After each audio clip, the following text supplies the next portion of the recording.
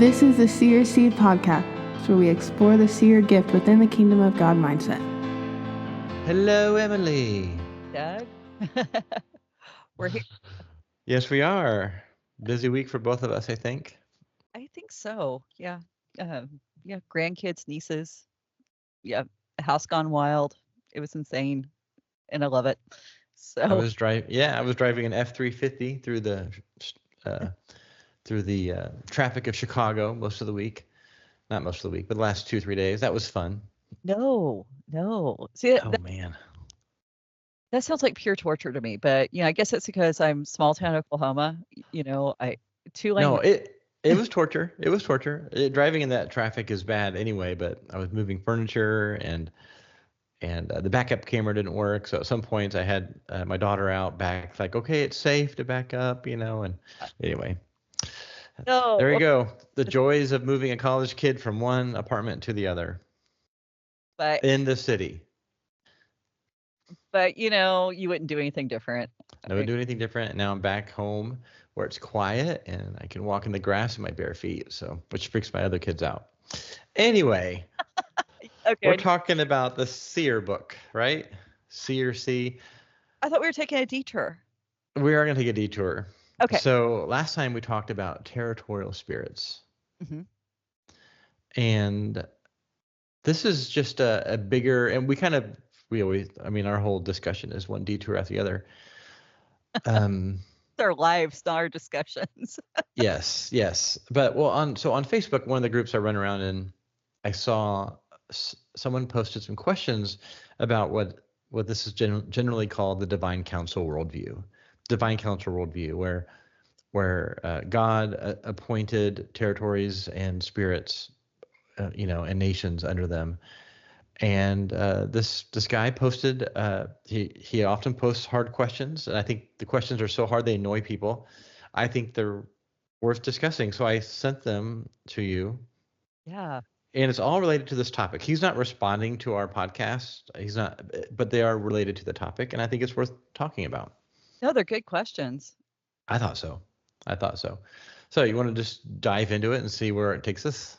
Sure. Yeah. I just hit one question at a time in the order he presented them. So Yeah, right. Okay. So his first question, and this is just a Facebook group. It's called the Naked Bible group. And if you want to join that, it's based off of the Naked Bible podcast.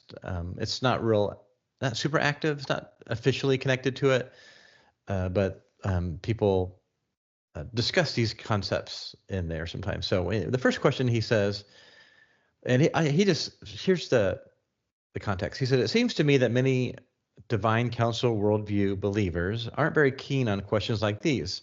And I love it. 1, what exactly were the lesser Elohim who had been put over the nations by Yahweh doing in those roles?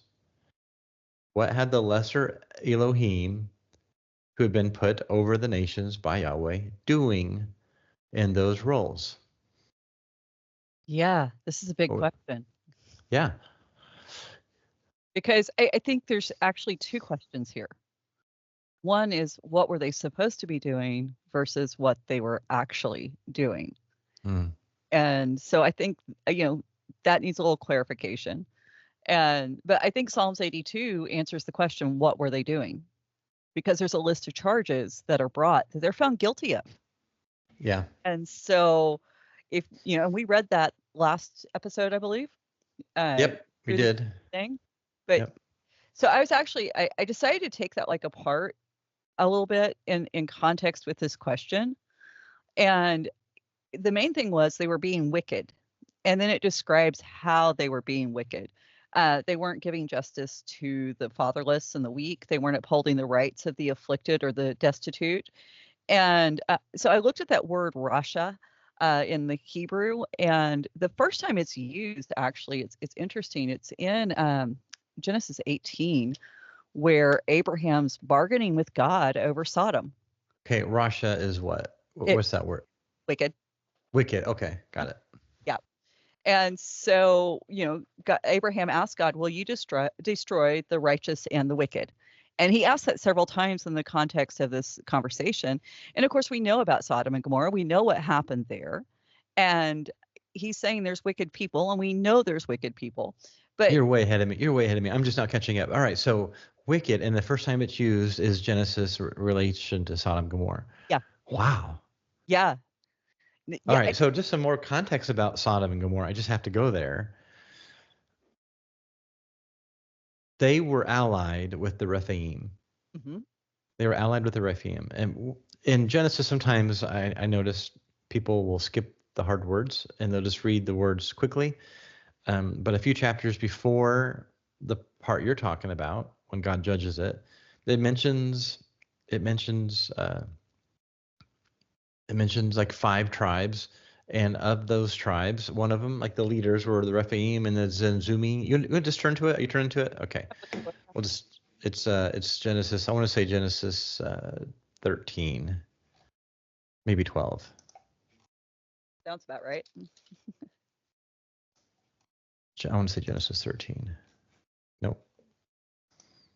Genesis 14. Genesis 14. Okay.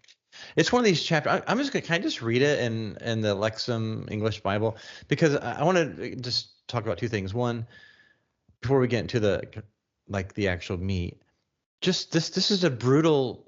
This is a brutal passage because it's full of names, and we gloss over the names. And it happened that in the days of Amraphel, the king of Shinar, Arioch, the king of Elasar, Kedorlaomer, the king of Elam, and Tidal, the king of Goim, made war with Bera, the king of Sodom, and Bersha, the king of Gomorrah, Shinab, the king of Admah, and Shemaber, the king of Zobim, and the king of Bela, that is Zoar. And these joined forces in the valley of Siddim, that is the Sea of Salt. In 12 years they had served Kedorlaomer, but in the 13th year they had rebelled, and in the 14th year Kedorlaomer and the kings who were with him came and defeated the Rephaim at Ashtoreth Karnaim, and the Zuzim in Ham, and the Emim in Shavah Kerithaim, and the Horites in the hill country of Seir, and as far as El Paran, which is the wilderness. And then they turned back, and then it goes on and talks about the battle. It goes on, it says, then the king of Sodom and the king of Gomorrah, the king of Admah and the king of Zeboim and the king of Bela, that is Zoar, went out, and they took up the battle position in the valley of Siddim, where Kedorlaomer, the king of Elam, and Tidal, the king of Goim, and so it goes on, right? And it was these, and so anyway, it describes the battle. But this is why we don't pay attention to it, because all these names and kings, we don't have any context of who they are. Right. But in the middle of that, it mentions Sodom and Gomorrah, the king of Sodom and Gomorrah, who are also involved with the Rephaim. Yeah. It basically, anytime you have a name that ends in "im," like the Rephaim, the Zuzim, these are all part of the Nephilim, Rephaim. There's the Zeboim, the Zuzumi, the Emim. All of these are giant clans. Right. And we don't realize that because we're not taught about the giants, at least not in any kind of great context.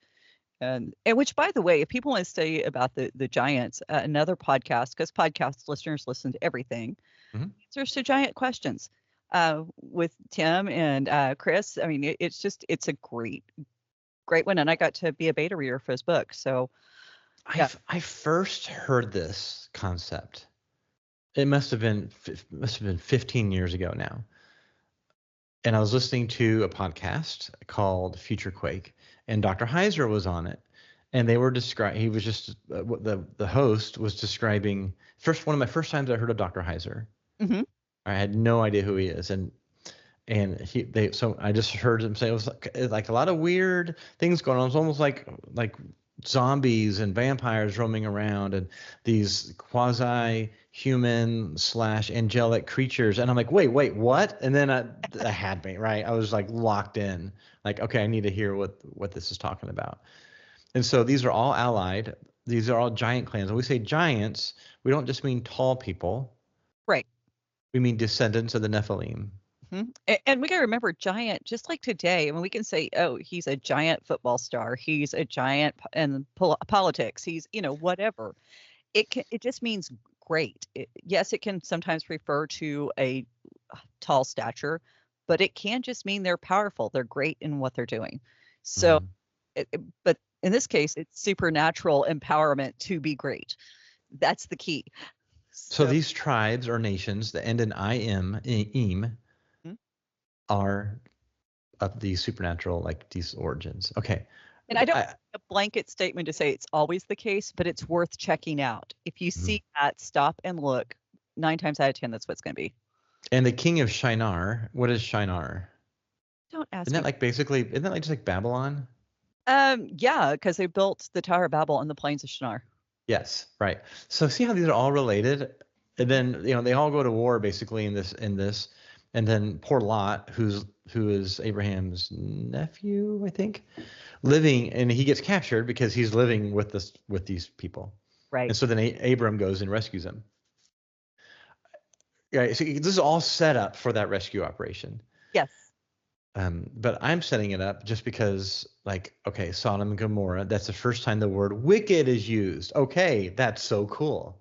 That's so cool. Yeah, The sin of Sodom and Gomorrah wasn't just, is related to what's caused the giants, right? Men and having sex with angels. And that's part of it. If you go over to Ezekiel 16, you get the rest of the picture, which is this 49 and 50. Now, this was the sin of your sister Sodom, and God's talking to Jerusalem here. She and her daughters were arrogant, overfed, and unconcerned. They did not help the poor and the needy. They were haughty and did detestable things before me. Therefore, I did away with them, as you have seen. So, and then God goes on to say, hey, Jerusalem, you're just as bad. And that goes back to Psalm 82. Exactly.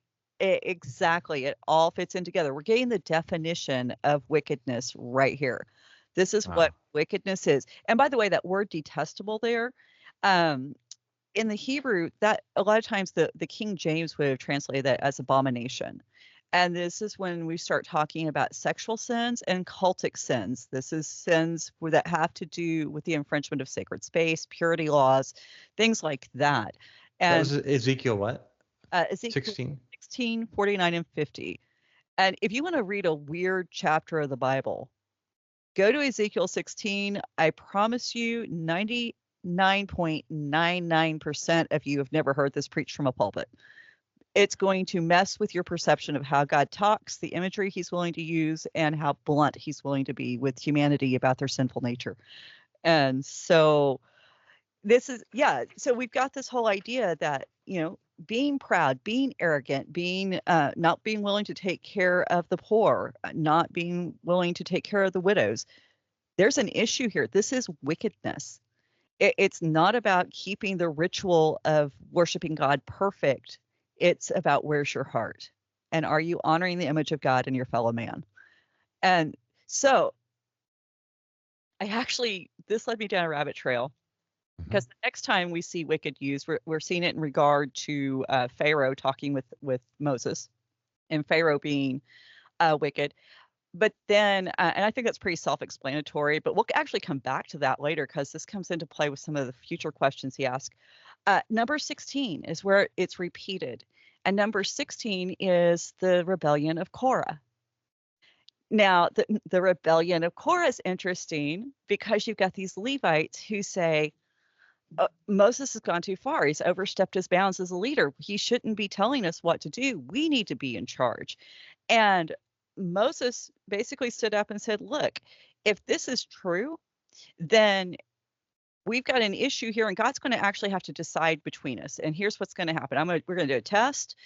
And if they are truly wicked and evil, then God is going to take them out. But they're not going to die like men. God's going to do a new thing. So that die like men, that connects us back to Psalm 82, because they're going to die like men in Psalm 82. And this is when the earth opens them up, takes them alive down into Sheol. The Bible says God creates something new here. And the glory of God appeared in that moment. So when you put these together, you get a really full picture of what wickedness is. Not only is it not being concerned with the fellow man, it's actually trying to take over God's position in this earth and trying to flaunt and deny the hierarchy and order that he set in position. It's not submitting yourself to godly leadership. And so That's really awesome. isn't that great? That is so good. Yeah. The Bible is so hyperlinked, and Yeah. the message is very clear, but you're only going to see it if you're reading all of it together. And this is the reason why I keep telling people over and over again, and I cannot say this enough, read your Bible. Even when it doesn't make sense, read it again. Because the more you read it, the more you're going to begin to understand, because you're going to see how they fit together. And by the way, that Korah rebellion, that was 250 men and their families that were swallowed up. This was not just a couple of Israelites. This was 250 of God's own people who he had rescued out of Egypt and said, yeah, I went through all this great stuff to save you. You still aren't behaving correctly.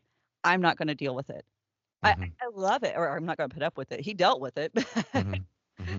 So I think this gives us a biblical blueprint for what wickedness is. And that would be what these guys were doing, what the lesser Elohim were doing during that time. And so, Elohim, let's quickly explain what that word means. it's the plural of gods.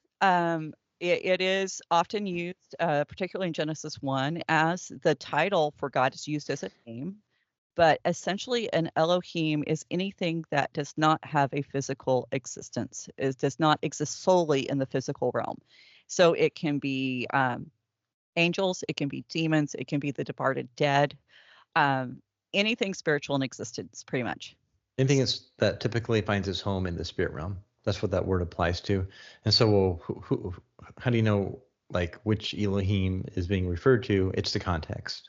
Exactly. The context. When it's singular, it's typically translated as God because he's the Elohim, right?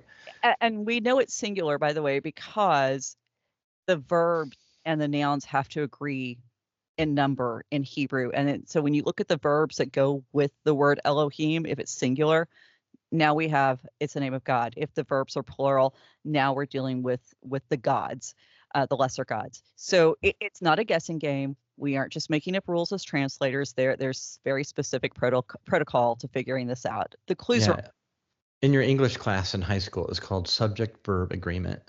yes. And I mean, it's just like the word. It's similar to the word, the English word deer, as in the animal that sometimes jumps out at you while you're driving and maybe you hit it.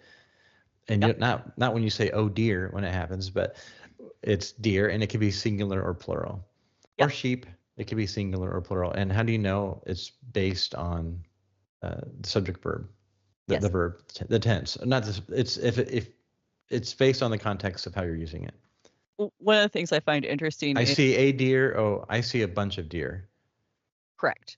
Yeah. And I think it's funny that we have people who almost want to create a different lexicon and rules for Hebrew and how it has to operate if it's going to say what almost everybody's agreed the Bible has said for hundreds and thousands of years. It's like, it's a language. It operates like every other language. So it has rules. It has rules, and people follow it. And sometimes this is not what Bible study is. When you look at a word and you look at it in the Strong's Concordance and you see that other ways it's been translated and you choose a different translation for the argument you're trying to make. Right. Well, this word is also like, the word iniquity, it can also mean misdeed. Well, that's not as bad. Well, okay, yeah. I mean, some English translator made it misdeed, but I mean, you have to look at the context of what we're talking about. And this is brilliant to me, that the iniquity is tied to the sin of Sodom and Gomorrah, which is also tied to like injustice. So, which getting back to Pharaoh, which maybe you'll get to it, but that was an unjust society, particularly if you were the Israelites, because they were enslaved. So you have economic injustice. Yes. And cruelty. Oh, so yeah, and this leads us right into that second question he asked, which, by the way, before we get there, we answered one part. I think we answered one part. There might be some more nuance to that first question. This is what they were doing, What Mhm. were they supposed to be doing? You want to answer that one? I know you know the answer to this one. What were they supposed to be doing, Well, Judd? they're supposed to be pointing people to God so people could find their way back to God. Yeah. And so we get that from Acts. Actually, I think Paul's preaching, and he describes these creatures. I call them creatures Mhm. because they're created beings, they're spirits, but they were supposed to point people, like God disinherited them at Babel, and the idea is he put them over these people, and they're supposed to like show aspects of God and point their way back to God, so that when God establishes his kingdom on earth, which is supposed to be Israel, then people would come and go, oh, I get it. So Ra was kind of there, but not quite, or Zeus was kind of there, but not quite. And then, but I get it. Now I'm here. Like, oh, Marduk was kind of like, okay, there's some good things that Marduk taught to Hammurabi, but there's a lot of bad things too. But the good things, that looks just like this God, Yahweh. Because now we're here in Israel, and we see a nation of justice and compassion, cared for the poor, but also justice. So another way of saying justice and compassion is truth and grace. Mhm. So you have truth and you have grace. You have and that's a society they're creating. But like, getting at the heart of this guy's question, this says in Psalm 82, like it's talking to the divine assembly, but the divine assembly isn't ruling. How do they? These are humans that are ruling. I mean, it was Pharaoh that was ruling. Pharaoh made the laws. Hammurabi in Mesopotamia made those laws. Mhm. Up in I don't know, pick a king. Pick a king of Greece, Alexander the Great. He made the laws, or in Spartacus, they made those rules that ripped their little children away when they were kids and brutalized them until they were great soldiers. So, like, what do the spirits have to do with it? This is why people want to interpret Psalm 82 as, well, God is talking to humans in Israel, even though the Clearly. language doesn't say that. Yeah. Like an ESV or the LEB even just goes, God stands in the divine assembly. He administers judgment in the midst of the gods. I mean, it's just, and how do you get that? It's the word Elohim, but it's plural. Yeah. And living humans are never called that. Right. Not once. Not a single time. Samuel, when Saul went to the witch of Endor, and they like consulted he was trying to reach out to Samuel who had died, and it does say, and Elohim came up, Mhm. but he was already dead, so he was supposed to be living there in the spirit realm. Disembodied spirit of Samuel. Yeah. Right. So he's not clearly that's not who's in mind here, who's in view here by the author. The author is clearly in Psalm 82 looking at the gods over the nations, because he goes down later and says, "Oh God, please inherit the nation." So he's talking. That's who he's talking about. Yeah. But how does that goes back to, okay, what about Pharaoh? What about Caesar? Yeah. Well, and when we look at that, I mean, number one, we have all these ancient rituals where the gods, the lesser gods, were directly involved in the conception of the kings. And that's without even getting into a mediumship kind of scenario where the kings allow the gods to make them puppets to speak through. And we forget that all these kings, they weren't just political rulers, they were religious rulers. They were considered the priest and the king of their nation. So they were deeply involved spiritually. And if we as Christians today can go, okay, the Holy Spirit dwells within us, and what I do is hopefully reflecting what the movement of the Holy Spirit within me. Okay, what happens when you have a ruler who's literally demon possessed, literally possessed by a watcher?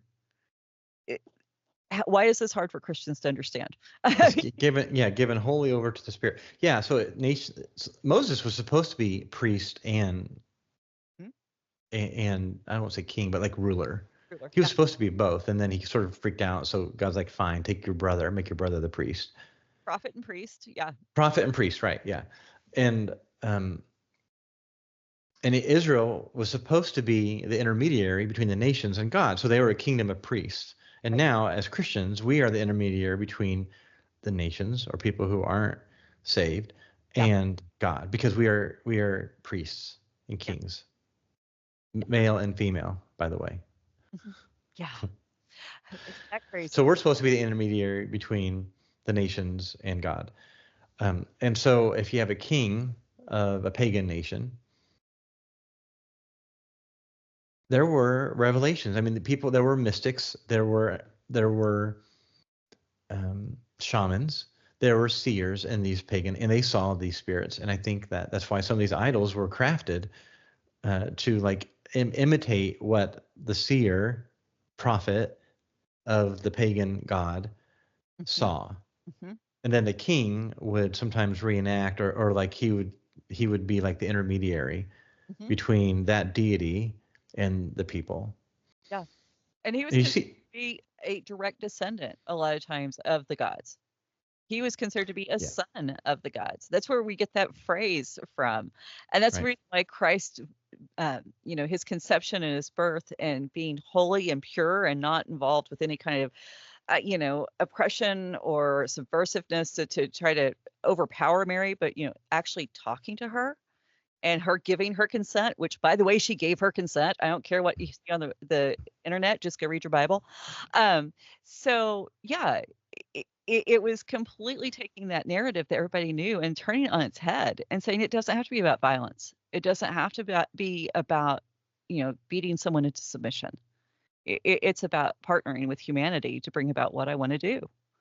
That's And so beautiful. Partnering with humanity, just what we see from Genesis 2 and 3, where yeah, God partners with Adam to bring structure and names to the creatures as part of naming them is giving them function. exactly. It's a creative act, right? And but what these Gentile saying Gentile nations, by the way, is redundant because the word Gentile means nations. So but these pagan nations were subverted or governed, ruled through humans. Now, all right, so I want to get more into his question.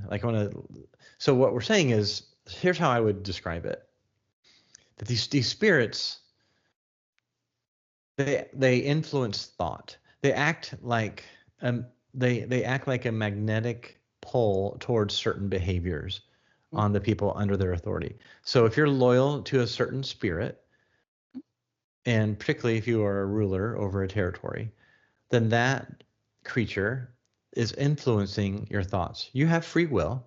Right. You have free will, and it does influence. I was thinking about like culture. So people are a product of their culture, Hmm. but you look at the word culture, and the root word is cult. Yeah. Right. So what is a cult? What is not a cult? What is like, and you'll see this in scholarly literature talks about, the Yahweh cult or the Baal cult.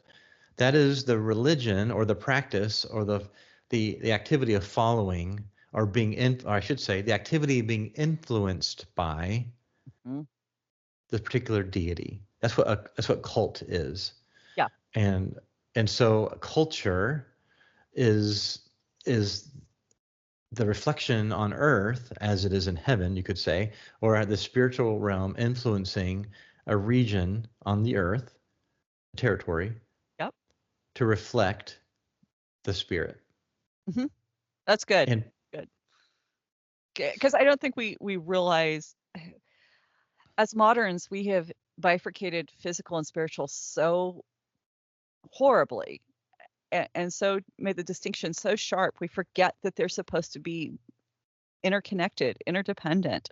And so whenever you do have somebody who's worshiping, oh, I don't know, somebody like Zeus, I use him because he's well known and he's going around raping everything he can rape and he's producing all of these children. And this leads to a society where the value of women and the way you treat women and even just men who are considered lesser in social status, this is what you do because Zeus has taught you what your culture should look like. This is what you do if you're powerful. If you want to fit in and be like your God, this is how you act. yes, exactly. And the sacred text of at least one major religion says it's perfectly okay to rape women, Mhm. particularly who aren't following that same faith, in the act of conquest, conquering, spreading the religion, and taking, for instance, Christian women. into slave and putting him into a harem, basically. And in some languages around the world, the word harem means Christian woman, i.e., a Christian woman that has been captured. Wow.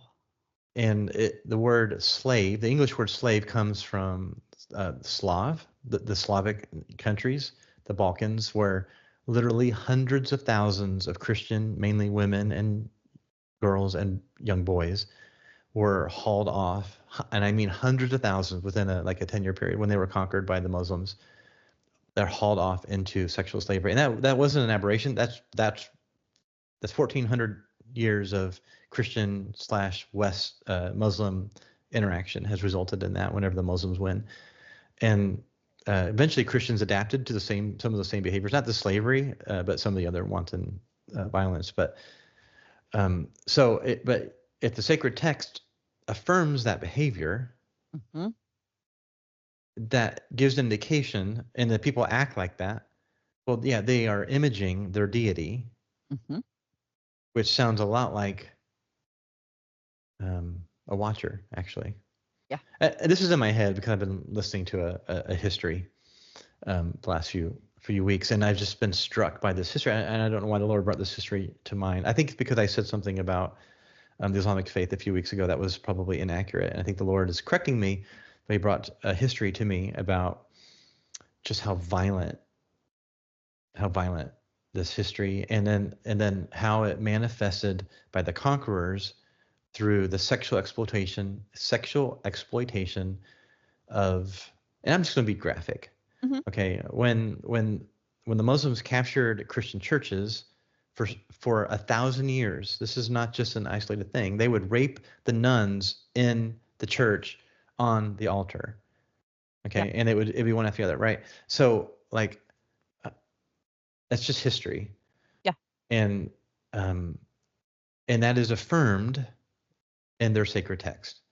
So this is not, humans have free will. Muslims get saved.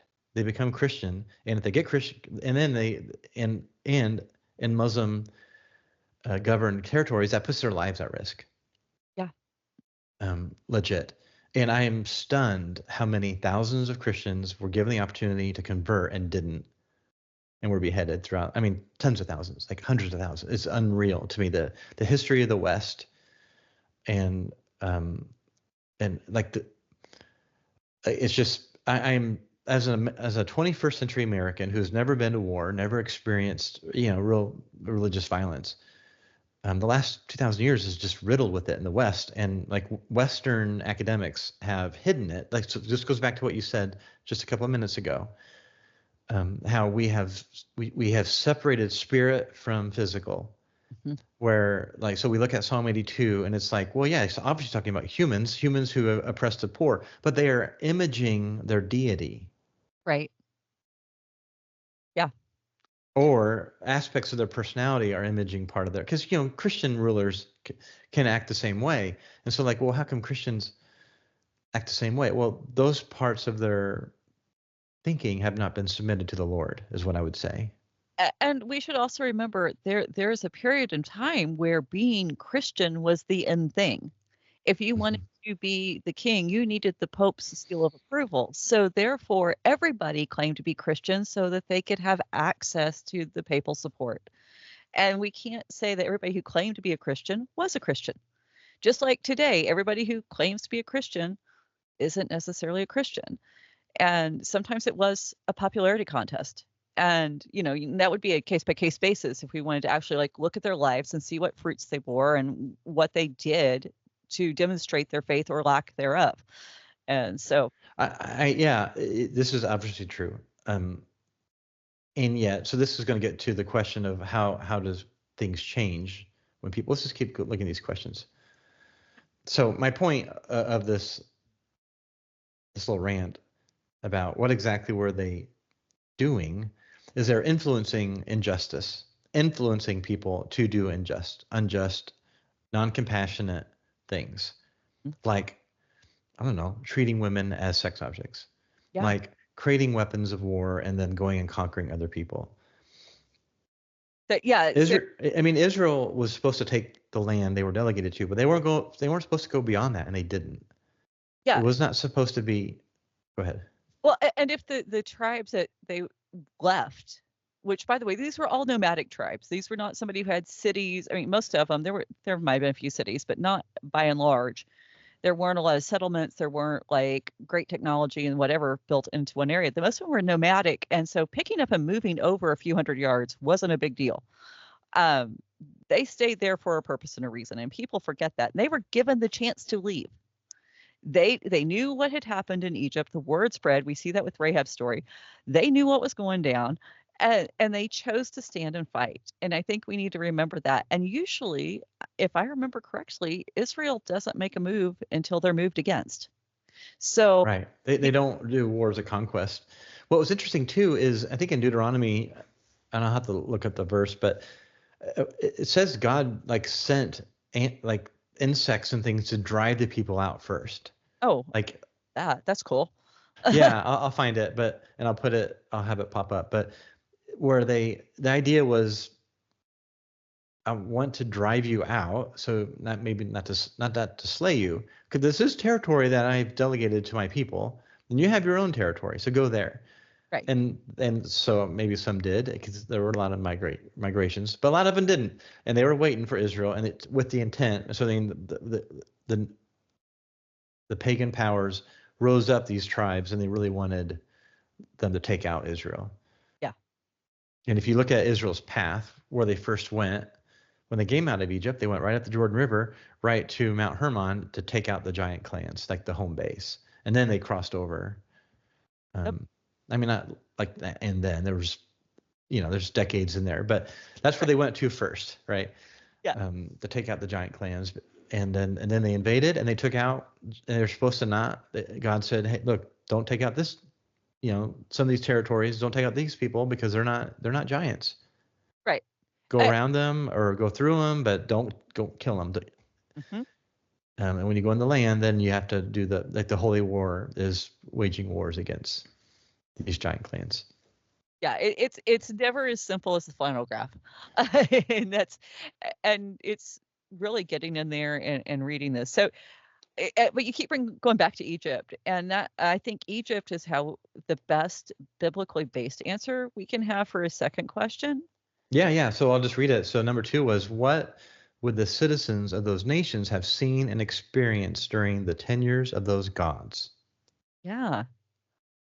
When we look at Egypt, all you got to do is look at Egypt as a culture. And, there's slavery, there's oppression, obviously. We see that. There is the threat of death and abuse at every turn. There's also supernatural displays of power. I think we forget that this was something going on.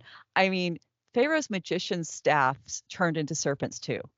They were able to duplicate the first 2 plagues. They were able to duplicate up until God sent the gnats.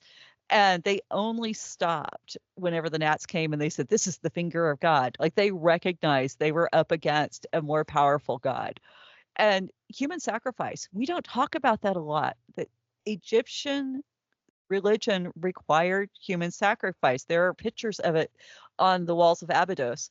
And so we can see the depictions of people being beheaded and the blood being collected in bowls for ritual use. If a noble person died, their slaves, their family were sometimes killed and put in the tombs with them. This was not unusual. Sex magic, sex rites, ritualized sex. This was part of it. They've got some very graphic hieroglyphics. I know we don't see those in National Geographic all that often. They're there. And so all of this stuff that we're talking about with Sodom and Gomorrah that we were talking about earlier, it's going on in Egypt. This is what to expect when that's happening. And it's really interesting too. I remember at this point that the text seems to kind of imply that Potiphar bought Joseph as a sex slave. And so, that's reading between the lines. It doesn't come right out and say that, but there's reason to believe, based on the way some of the language is used, that this is a possibility. And certainly given the climate of Egypt at that day and time, definitely a possibility. Yeah, And boys were, yes. I mean, yes. Boy, again, we live in such a Christian culture, even as fallen as it is now. Boys were sold into sex slavery to men. yes. All the way through, I'm going to go there, all the way through the Islamic cultures, through almost modern times. Mm-hmm. And I can't speak to modern times because I can't document it. But just leave your imagination to what's going on in some of these countries today. But this started, I mean, and so we think about ancient Egypt. It was a country for what, over 1,000 years before Joseph got there? I mean, Yeah. we're talking ancient Yeah. One and of powerful. mm-hmm. Well, Mm-hmm. Joseph got there and then um, managed to, as prime minister, allowed all the territory, all the land, everything to be owned by Pharaoh. Mm-hmm. And then and then that was it. Pharaoh had all the control for the next really millennia until the Romans took it. you know. Right. Well, and that's well the Alexander the Great, and so Alexander, right, yes. and that's the thing we forget that this nation that was so powerful. Why was it so powerful? Because the gods behind it were that powerful. Even without the divine council worldview, the Jewish teachers understood this, and one of the teachings that's in the Talmud says that there were 13 forms of witchcraft released on the face of the earth at the creation. Egypt possessed 9 of them. They recognized that Egypt was only powerful because of a supernatural element within its society. This tells you what was going on in those kinds of nations. But I think the big thing that really hit me is because I'm like, okay, as I was going through different things about Egypt and just kind of rummaging around in my mind, I'm like, okay, so how does this tie in with Psalm 82? How does this tie in with what we saw in Ezekiel about Sodom, Genesis 18, with and poor, the poor being a huge issue here? What's going on? So I decided to just look up the poor in ancient Egypt. Do you know how much we know about the poor people of ancient Egypt? How much? Almost nothing. Almost nothing. Because, I mean, you don't study the poor people. They don't leave behind these grand, lavish tombs. There are TV specials or documentaries or museums. They don't have anything on display, or very, very little, if any at all, from the poor people of those nations. There's actually a woman. Her name is Delphine Rio, I think is how it's pronounced. It's Driaux. She's a fellow at the University of Vienna, and this is what she has to say. And this is because she's researching the poor of ancient Egypt. She said, the reason I am currently carrying out, got to be able to read my own handwriting. The research I'm currently carrying out aims to answer this complex question: what did it mean to be poor in ancient Egypt? However, the complexity lies in the fact that the poor have left no significant trace in the historical record. Okay, so one of the big things you could expect in these cultures was to be erased as an individual. Yeah. The individual was gone. And remember, that was one of the things going on at Babel, that being obliterated as a unique image of God, that was one of the aims. Evil hates us. Whether we're talking watchers, we're talking demons, it doesn't matter. They hate us, and they want to take us out. And so if they can obliterate us, they will. And that's what happened in Egypt. And we still have the evidence, or lack of evidence, on display today. So I think we need That is so sad. yeah.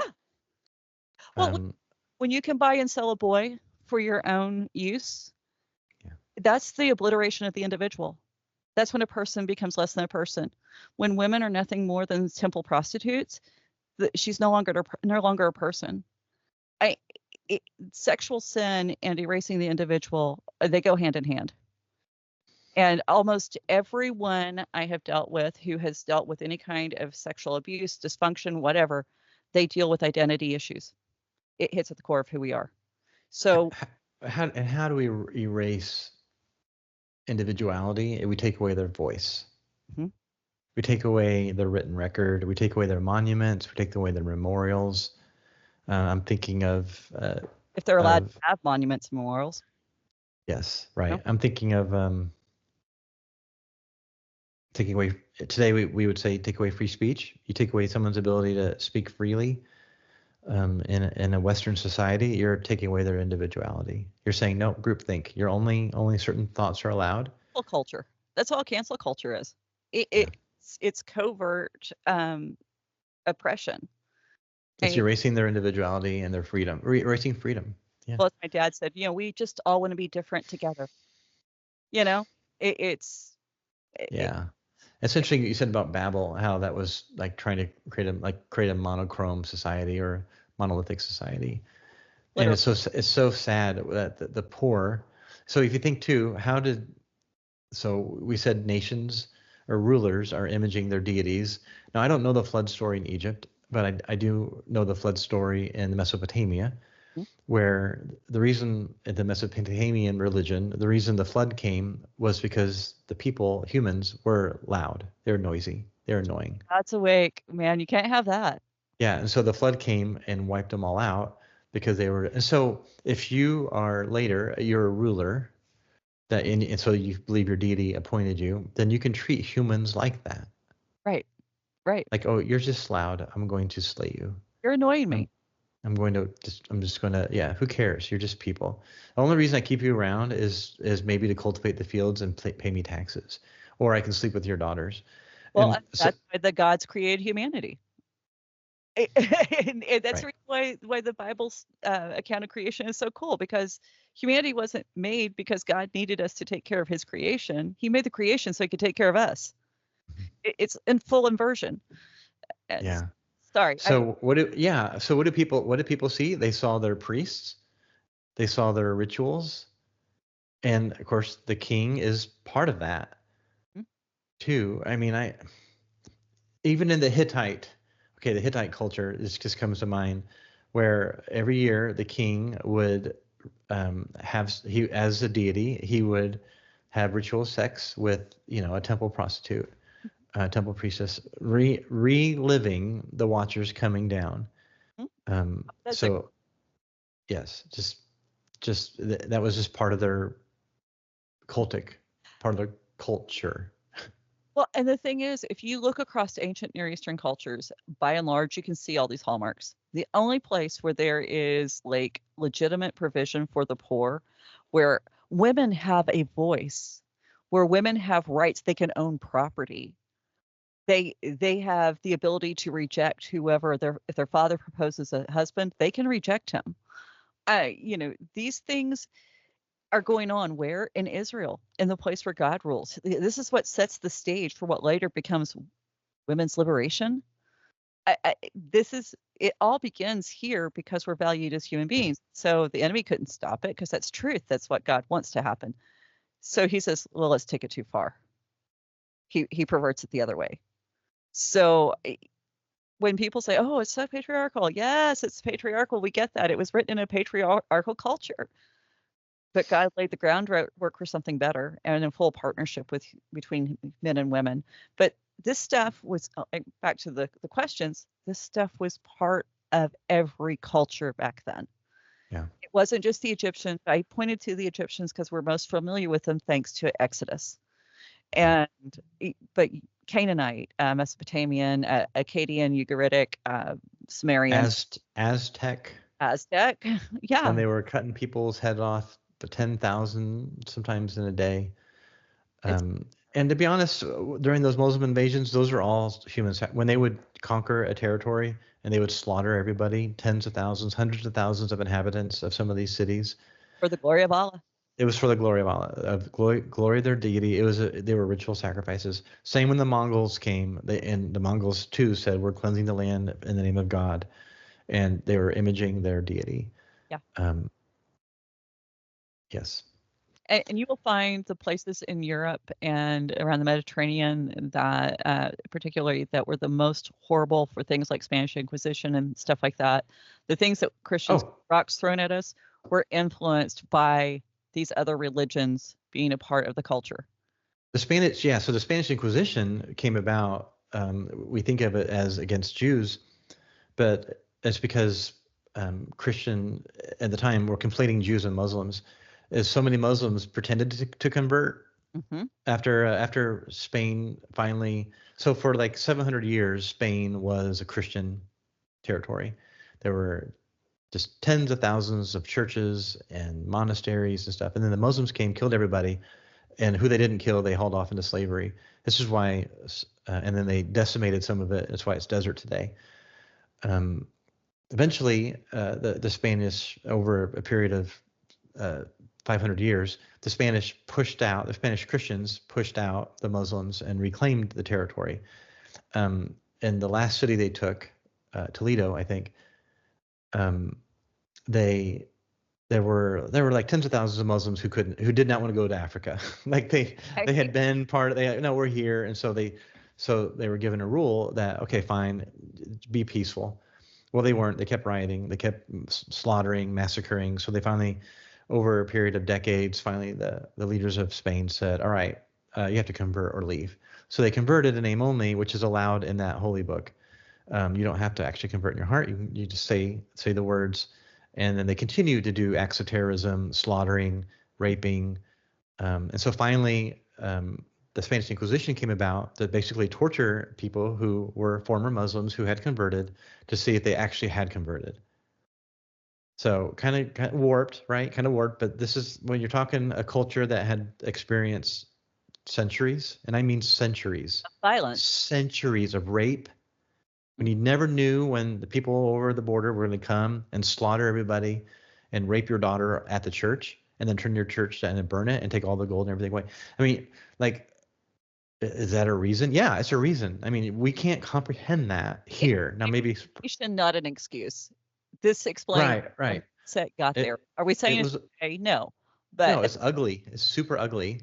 And then, of course, Spanish Inquisition just grew and grew and grew. But because you know what? Because whenever you start imaging these creatures, because that's what happens, right? When you start torturing people, you start murdering people, and you can say you're Christian. Oh, hang on. Now we are actually imaging the enemy that we're trying to fight. We are laying out the welcome mat for all of hell to break loose in our life. Is basically what we're doing.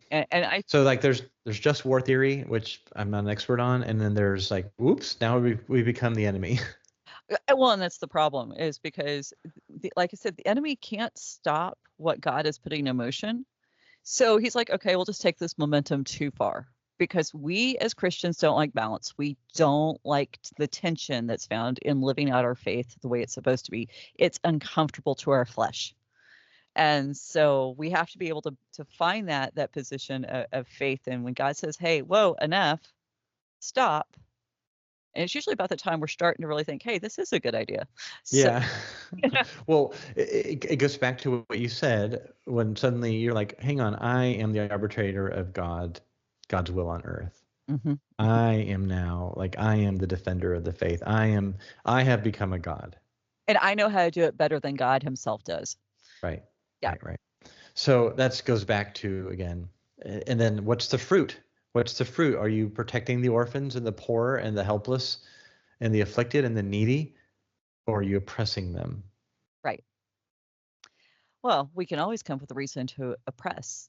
There's always a great reason. Usually fear and power and there. So let's go to question 3, unless you have more you want to talk. Okay, what exactly changed when Jesus disarmed the powers and authorities? So we keep talking about the Old Testament worldview, kind of Old Testament culture, even though I keep mentioning the conflict with the Muslims and other times. I'm trying to make this very real. So Jesus died on the cross, disarmed the powers and principalities.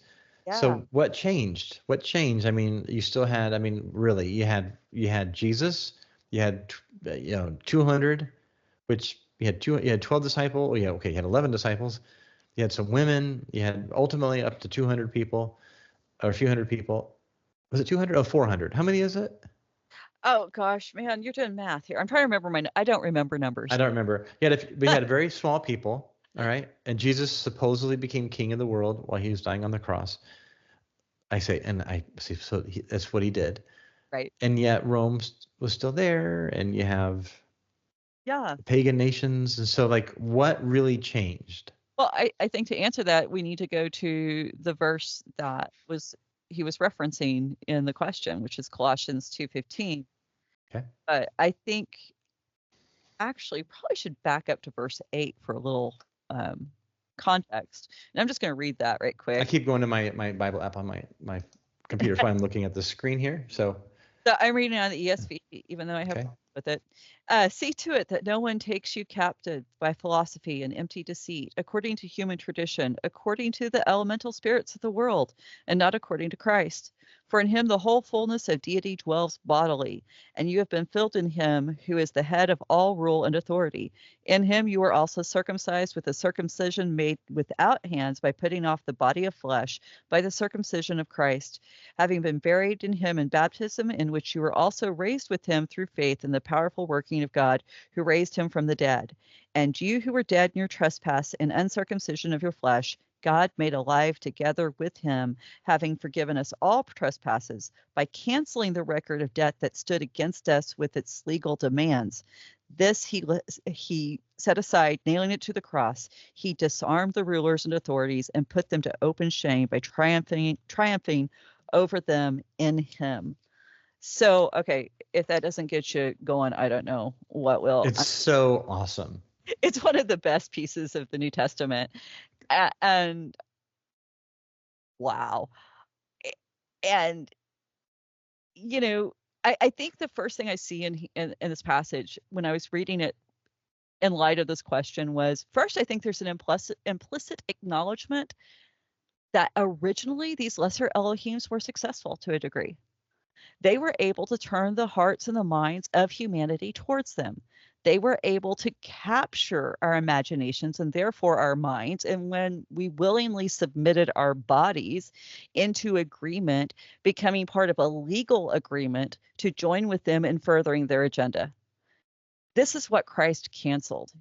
The legality, the legal claim they had over us, it's gone. They don't have the right to say you belong to me. We can say, no, that was paid for. The debt has been paid. And the thing is, now that legal system, which was enacted by the elites, it was enacted by the establishment, rulership, the governing bodies, has no power over, get this, the individual. The individual can now claim for themselves, this is the God I want to serve. Yes. Even though my nation, my country, my ethnicity, my family, the person I married, my children, whoever, they don't get to define who and what I am anymore. It's only through Jesus that my identity is going to be found. And I think that's amazing, because you've got to remember how powerful all of this stuff was over the individual back in that day.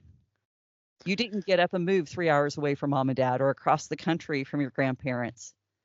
You lived with them in the same house, and they upheld the established order through their lifestyle. And Jesus has said, I'm taking it apart. And so, yeah, it's still there. The Roman institution, it's still there. All of the kingdoms that were there, still there. But the individuals within them can now. They could choose who you serve. They could choose who they serve. So when Nero was lighting Christians as torches in his garden, all they had to do was renounce their faith. Yeah. And they're like, I'm not doing it. I'm just not. He set me free from sin. And sin is the New Testament word for idolatry, or worshiping an idol, because you manifest what you worship. Right. Right. And they were supposed to worship Nero. They're supposed to worship this raving lunatic who set people on fire. If you ever look at a history of Nero, that's who they were supposed to embody. Ask yourself, do you want to live in a culture where everybody embodies Nero? That's not pretty. And so, didn't he marry his horse? I'm. He also dressed as a woman and pretended to be a woman and married a man. He did various things. Yeah, he was quite he was He was quite insane even for the Romans. They eventually assassinated him, but Yeah, he took it too far. Yeah. Well, and um, then the I, well, go ahead. Go so ahead. yeah, in verse 8, when Paul says, "Do not see that no one takes you captive by philosophy." Okay, well, the other thing we need to remember there, philosophy to Paul would not be what we call philosophy. We think of philosophy and religion as two separate things. We might have a philosophy of religion, but we don't think of philosophy as a religion. Philosophy at this point in time was the pursuit of trying to figure out how you exist within this world as the gods ordered it, as the gods had set up the power structures.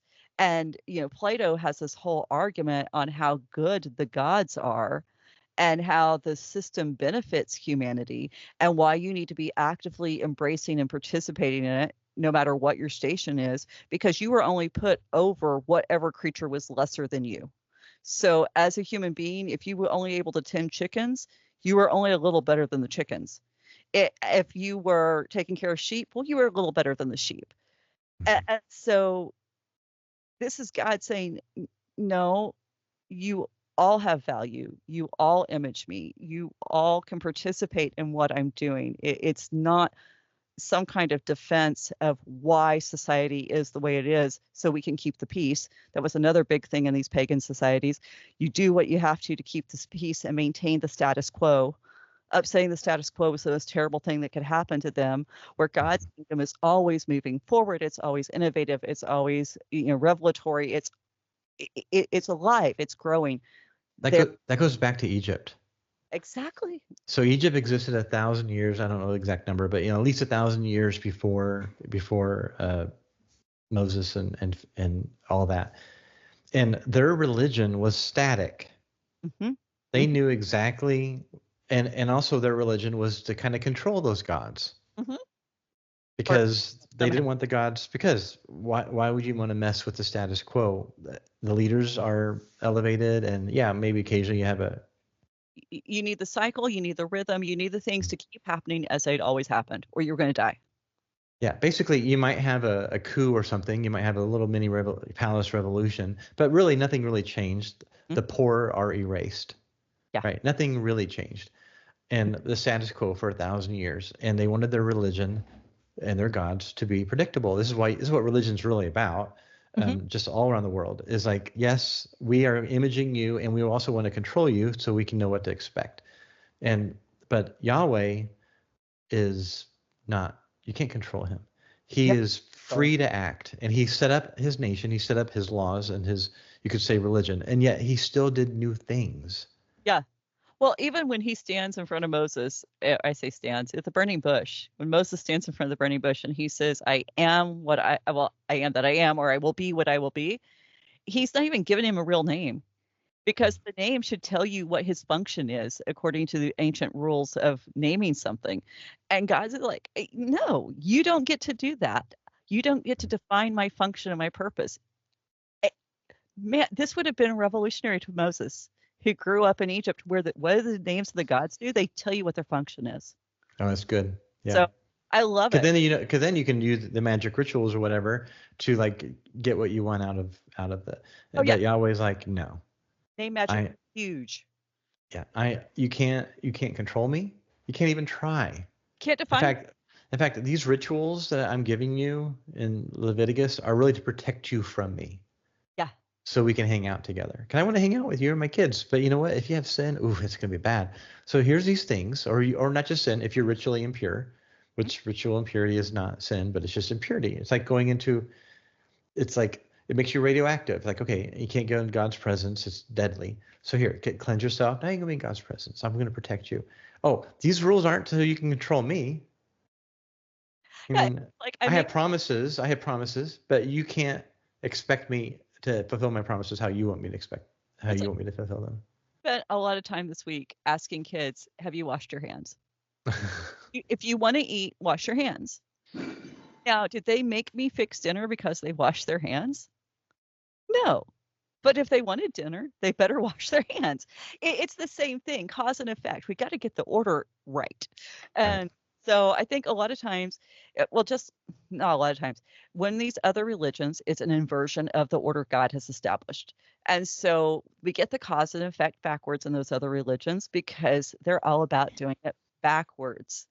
And I think we need to wrap our heads around that a lot of times, that it is about inverting what God is trying to do. It is about making it something seeming like God's way is twisted. It's not, because God's way is about him being with us, not about anyone controlling the other person. And so, and but and if you want to go deeper, I did want to put this out there because this is a great book. It's called Greek Popular Religion and Greek Philosophy by John, that's Jon D. Mickelson from Oxford Press. Oh my goodness, so good. You could spend days on it.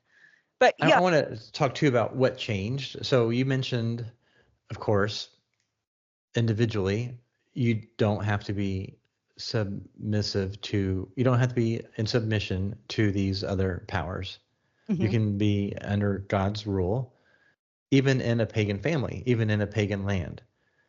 It is individual. It is a personal choice. That's why people, the formula is make Jesus your personal savior. Yes, yes. I mean, it's more than a saying, but it is like freeing you even within the context of non-believers.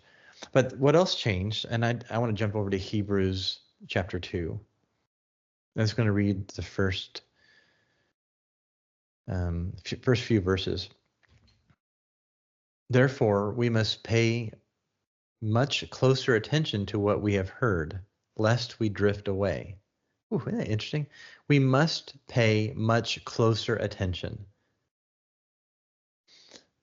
For since the message declared by angels proved to be reliable, and every transgression or disobedience received the just so he's mentioning angels because angels were with God on Mount Sinai when he came to Moses. So this message by angels proved to be reliable, and every transgression or disobedience received the just retribution. How shall we escape if we neglect such a great salvation? It was declared at first by the Lord, and it was attested to us by those who heard, while God also bore witness by signs and wonders and various miracles, and by the gifts of the Holy Spirit distributed according to his will. For it was not to angels that God subjected the world to come, of which we are speaking. It was testified somewhere, and he's quoting the Old Testament here. What is man that you are mindful of him, or son of man that you care for him? You made him a little while lower than the angels. You have crowned him with the glory and honor, putting everything in subjection under his feet. End quote. Now, in putting everything in subjection to him, he left nothing outside his control. At present, we do not yet see everything in subjection to him. mhm, That's the now, not yet. So God is freeing people individually, and we are to minister to people, not to angels. We are ministering to people. yeah. And you minister to enough people convert, the nations convert. Oh yeah. But even in someday, we see everything we don't see everything everything is in subjection to him, but everything, we don't see it yet. We Mhm. will see it when the Lord returns. Is that fair? Yeah, absolutely. Yeah. So what changed? What changes? This is why you are supposed to tell people the good news. So they can be free. It's a grassroots effort. It's not the king making, oh, you will be a Christian or I will kill you, That or does you will be a Christian or I will have higher taxes on you. great. You will. So those are all. It is a grassroots effort. It is one individual heart. And the Holy Spirit comes and he gives us the gifts and everything. Well, and we see that like with the ministry of Paul in the Roman government. I mean, he was not a Roman official. He wasn't Caesar. He was a guy in prison writing letters. He changed the world. Yeah. We Yeah.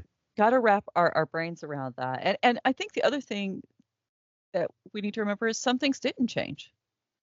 There are still powers out there trying to lead us astray. Well, here we go.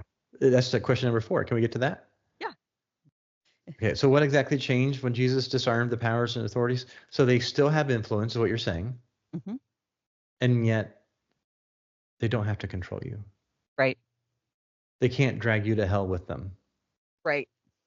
because that is their destiny. Hmm. That is their destiny, and they're dragging as many people as they can. They're wow, this is really good. Here's a great metaphor. They enslave people with spiritual chains to their will, and when they get sentenced to hell, they're going to drag whoever is enchained with them to Hmm. hell. But the Lord's, it's the sword of our salvation. Is not an actual sword. It is a spiritual sword, and it breaks those chains. I mean, only God can break the chains. That's a beautiful picture. Well, and this is why Paul in Colossians tells us the truth. This is why he warns us: don't be deceived, don't be led astray. And this is, and here in Hebrews, this is why we have to pay closer attention to what we've been heard, lest we drift away. You know, it's, we can't neglect this gospel. We cannot, act like it's not there. And we're still in the middle of this fight because it is the already not yet. Yeah. That's hard. I mean, I think sometimes we say that. I mean, it's become a very familiar theological term that it's easy. The concept makes sense. Logistically, we get it, but living that's hard. And I think this is why we. It's really hard for Christians in Muslim countries. Mhm. So Christians in Pakistan have to pay different kinds of taxes, and sometimes they get rioted against. Their churches get destroyed, and there's no retribution for that. There's no justice for that. There's no compassion for that. And so they're like, oh yeah, Lord has everything in subjection, but I don't yet see everything under His control. But yet their heart is free. Yeah. Their heart is free. Well, and I do think this is where it helps to have an eternal view of things. Mhm. And I was actually talking with a friend. She'll recognize herself if she listens. She was on my porch this week, and sometimes we just have to look at this life as this is a blip on the radar. This isn't much. It seems like a lot, but in light of eternity, it's nothing. And that promise of eternity with God, our Creator, the one that we're supposed to look like, the one who can't wait to spend time with us, who created Earth to have us partner with Him and participate with Him. Oh my goodness. It's like it is. It's just like Paul says, it's like a woman in birth, and it's worth it. It's a long game. It is a long game, and we get to play our part. Hmm. But it is, like you said, a blip. Yeah, and I think But your blip is important. So just hang on. So like it is a blip, and people in our country are saying it's the most important election and blah blah, end of democracy and all the, like, enough with apocalyptic language. Mhm. Okay, like partner with the Lord and your community, because that is super important, because there are so many watchers that have people in chains, and they're going to drag those people in chains with them. Yeah. And we have opportunity to set people free, and there's nothing more important. That I want to read the fourth question, unless you have something you want to. Yep. The last question is, what changes would the citizens of those nations have experienced after the disarming? What changes will they have experienced? Well, as more and more people are free, and I'll let you, I'm sorry, I should let you. No, go ahead. As more and more people get set free from the pagan powers and they submit to the Lord's rule, it's like salt hitting the meat. It just gets better. Life gets better. You'll start seeing cultures that reflect justice and compassion, truth and grace, justice and compassion. And you started in Colossians, is maybe one of my favorite books. I say that every book we read. But in chapter 3, he says, look, idolatry is chapter 3, verse 5. He says, put to death, therefore, what is earthly in you: sexual immorality, impurity, passion, evil desire, and covetousness, which is idolatry. Right. Psalm 82. On account of these, the wrath of God is coming. And these too you once walked. You once walked when you were living in them. But now you must put them all away. What? What should we put away? What were we walking? What's idolatry? Idolatry produces this fruit: anger, wrath, malice, slander, and obscene talk with your mouth. Do not lie to one another, saying you have put off the old self with its practices, but put on the new self, which is being renewed in the knowledge after the image of its creator. Oh, there it goes to creation again. Creation is kind of a big deal, Emily. And then, and then in verse, so here's like an end of distinctions. Here there is not Greek and Jew, circumcised or uncircumcised, barbarian, Scythian, slave, or free, but Christ is all in all. So what changes? Here's good to answer the question. What changes? That's how it was. Now here's the new thing. As more and more people get set free from idolatry, this is what happens. You put on then as God's chosen one, holy and beloved, compassionate hearts. So you have more people with compassion, kindness, humility, meekness, and patience, bearing with one another, and if one has a complaint against another, forgiving each other. No more like eye for an eye, or you know what, you're going to damage me, I'm going to take out your whole family, or none of this revenge killing, which is what the world has experiences throughout history. Forgiving one another. Why? Because as the Lord has forgiven you, you must forgive. And above all these things, put on love, which binds everything in perfect harmony. Oh, and I love and let the peace of Christ rule in your hearts, to which you have indeed been called into one body. And be thankful. And he keeps going. He keeps going, right? He can't stop because it's just so good. So what happens when you have nations convert, people in the nations convert, your society gets remade into this image. Yeah. You do have laws that protect against child sex trafficking and exploitation. Women have a voice in courts. Women have a voice. Women can vote, college, own property. They are treated equally. Yeah. Slaves are set free. Right? Children can be adopted and put into loving homes. People are taught to read. Yes, children are protected. People are taught to read. There are laws to elevate the poor, to make sure the poor, that we call it the social net, that people don't starve in the West. Yeah. And when the church was doing that, and not to get too political, but when the church was in the business of doing this and not our governments, it was a totally different ballgame. It was better. It was better. And when we abdicated our place of responsibility as churches to do these sorts of things, let's look at what's happened. Yeah, but a lot of places, churches are leaning into this with the shelters, this is what revival looks like. Revival isn't just get me saved so I can get raptured out of here. Yeah. Revival transforms communities. And I think specifically when I was growing up, that was the mindset. Me too. Raptured out. So let's get rid of this horrible earth, and which is total Gnosticism. But this is the thing. If you've ever been in pain, if you've ever been terribly wounded, all it takes is one person to come stand beside you and say, I see that. I understand your pain is real. Let me be with you. Even if I can't fix it, let me just be with you in this moment for the healing process to start. And that's what Christians do. That's what we're supposed to do. We may not have great answers. We might not be able to come up with something to solve the specific, issue, whatever it is. But when we start standing with each other in those hard times, we start changing people's perceptions. We start changing not only how people view us as an individual, but the church and even the God we're imaging. And he stops being the one who's ready with a lightning bolt like Zeus to zap the person who's offended him. Now he is the God who washes feet. And the world needs to see that because we've got enough people hitting us. And so, to know there's a God who would actually care for us. Wow. It's the love that transforms. I mean, it transforms hearts, transforms families, it transforms communities. I think Paul said it best, your kindness leads to repentance. And it's not your hellfire and brimstone. I mean, and I think we need to be honest about stuff like that and talk about it at the same time. It's kindness. And so, that's what changes. Kindness, that loving kindness and compassion, like you were talking about. Yeah. It just everything. So I love Colossians. Everybody should read Colossians. I think. Do we have anything else to sum up? You think we've been talking for almost an hour?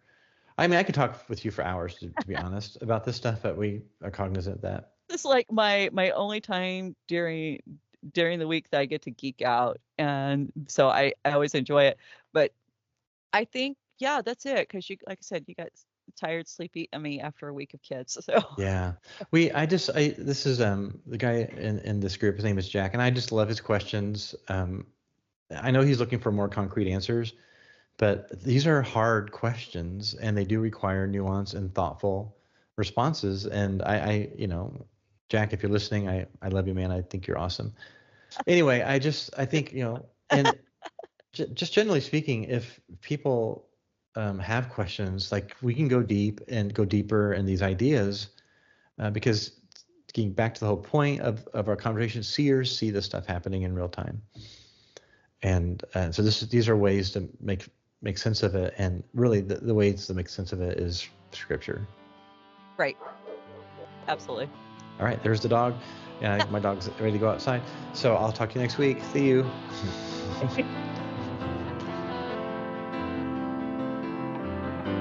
Thank you for listening to the CRC podcast. Opening and closing music is Sun by Jason Callahan. Bumper music includes Just Around the World and Alta Heron by Keela Camps.